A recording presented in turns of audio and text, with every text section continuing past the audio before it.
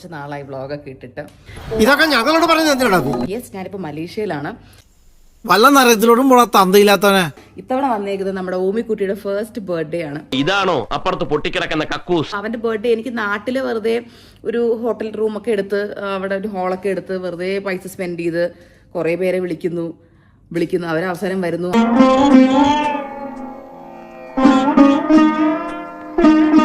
അവരവസരം കൊച്ചിനെ എടുത്തോണ്ട് പോകുന്നു, തിരിച്ചു തരുന്നില്ല.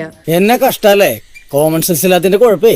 അങ്ങനത്തെ ഒരു സിറ്റുവേഷൻ ഒക്കെ വന്ന് വെറുതെ ഒരു ഒരു ഒരു കോലാഹലം വേണ്ട.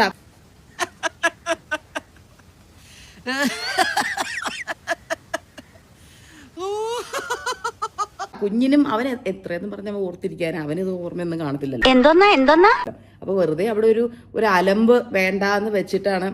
എന്ത് ചെയ്യാനാടാ, ഞാൻ ഇങ്ങനൊരു ദുരന്തനായി പോയി. ഈ വീട്ടിലെ ഏറ്റവും വലിയ ദുരന്തമാണ്. നമ്മളും പിന്നെ അവസാനം എക്സോസ്റ്റഡ് ആയി പോകും. കാരണം എല്ലാ ഗസ്റ്റിനും വന്ന് ഗസ്റ്റ് എല്ലാരും പോയിട്ടല്ലേ നമ്മൾ ഈ ഹോസ്റ്റ് ചെയ്യുന്നവർക്ക് അവസാനം അല്ലേ പോകാൻ പറ്റത്തുള്ളൂ.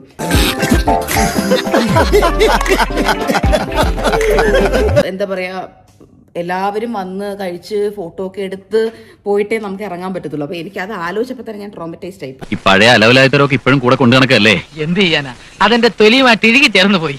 എല്ലാവരും ഗിഫ്റ്റ് കൊണ്ട് വന്നാലും അവ അത് മൈൻഡ് പോലും ചെയ്യത്തില്ല. അവനാകെ വീട്ടിലുള്ള 1-2 ചട്ടിയും കല്ലൊക്കെയാണ് അവന് ഇഷ്ടം. നമ്മളതൊക്കെ കൂടെ പറക്കിയെടുത്ത് ഫ്ലാറ്റിൽ കൊണ്ട് വെക്കണം. അവസാനം ഫ്ലാറ്റിലിരുന്ന് പൊടി പിടിക്കും. അവസാനം അത് വേറെ ആർക്കെങ്കിലും എടുത്ത് കൊടുക്കണം.